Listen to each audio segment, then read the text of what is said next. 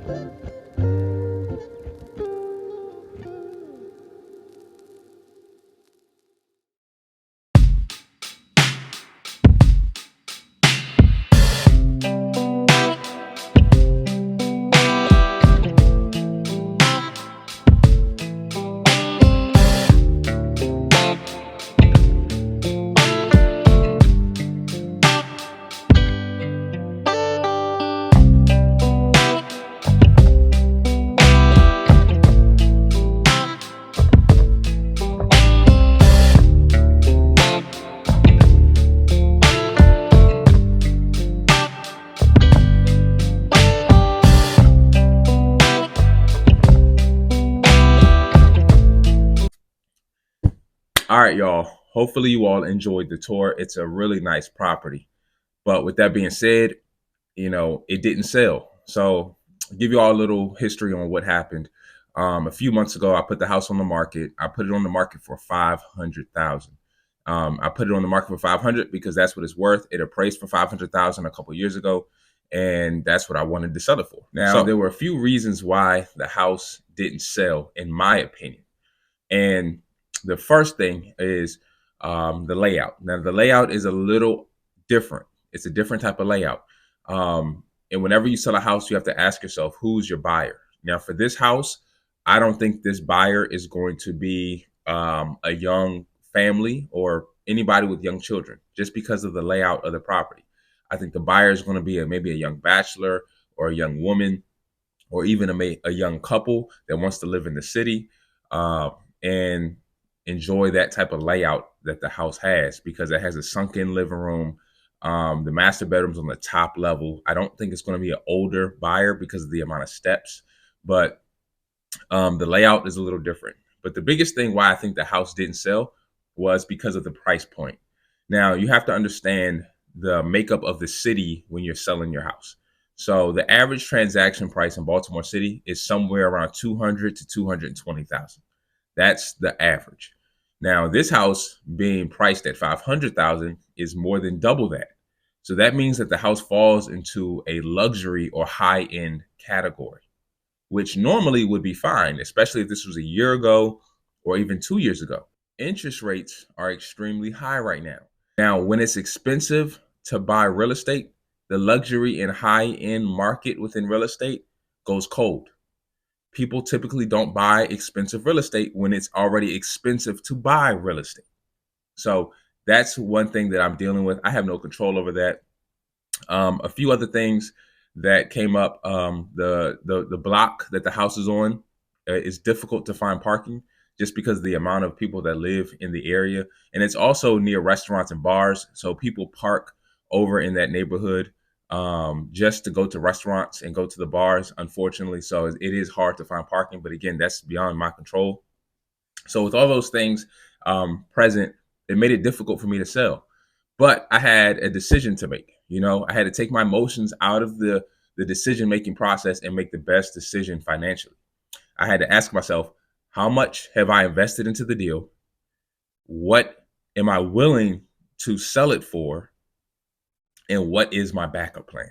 So the first question was, how much have I invested into the deal recently? And that's about 50K, between the amount of money that I put in for the repairs and upgrades, also me paying the mortgage for the last 6 months without having any rental income, and then also the loss of rent for the last 6 months.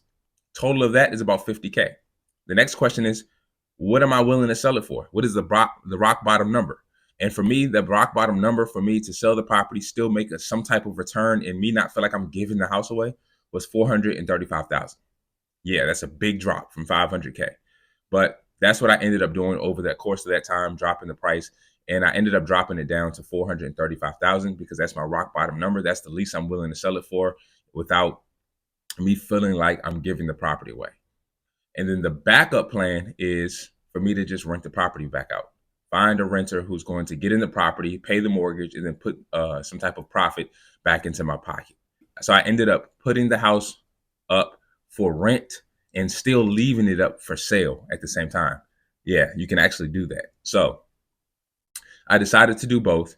And honestly, whichever came first is what I was going to move forward with. So if I got a good quality tenant, then I was going to move forward with a renter. If I got a good offer, then I was going to move forward with the sale. And I ended up getting quite a few rental applications.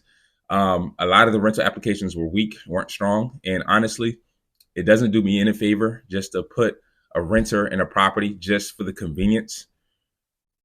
Don't do that. You definitely want to make sure you put the best tenant possible in a property, because that's the best thing you can do to vet and make sure that you don't have a bad experience with that rental property. Now, long story short, I did ended up getting an offer for the house, and I decided to move forward with the sale. We're under contract right now. They're in their inspection period, so fingers crossed everything goes well. But I decided to sell the property. Now, there's a lesson to be learned from this. Not necessarily for me in the sense of trying to sell the property, but the lesson to really be learned for this from me and then also for all of you out there is you have to understand when you're in real estate, there's always somebody that needs to sell and willing to sell at a discount. And that's me right now. I'm selling the property. It makes more sense for me to sell than to hold on to it because I have to get out of my loan. And if I refinanced into a different loan, I'm going to pay a high interest rate. So it makes more sense for me to sell than to rent. And I'm willing to take a haircut on the price to do so. Now, for you all out there, there's always going to be somebody on the other end that needs to do that. You want to make sure you're the buyer for that. Out of 100 people, there's going to be 5 people that need to sell for whatever reason, whether they're going through divorce, whether they're moving and they have to unload the property, whether they inherited a property that they can't afford to upkeep. There's somebody that needs to sell, and you always want to be on the other end of that. And what you want to do is you want to give them an offer 50 cents on the dollar. And even if they don't accept that price, at least you'll find out what their rock bottom number is. And for me, my rock bottom number is 435. I got offers below that, but I wasn't going for that. But 435 is the least I'm willing to sell it for. And somebody's going to get that property if they close on it, they're going to get that property for 435. And in a year, 2 years from now, they're going to have a $500,000 house that they paid 435 for. Now, they might pay a little bit higher in interest because of interest rates right now, but guess what? They could always refinance in a year when interest rates drop. The Fed is already pretty much guaranteeing that interest rates are going to drop next year. So that's my situation with the house. Honestly, I'm glad that it's under contract to be sold because I can sell the property, put the money back into my pocket, and go on and buy something else. And maybe I can buy a property 40 cents or 50 cents on the dollar in the next 30 days by taking advantage of a situation that somebody else is in, just like I'm in right now. So hopefully you all learned something. Thanks for rocking with me today. And until next time, peace.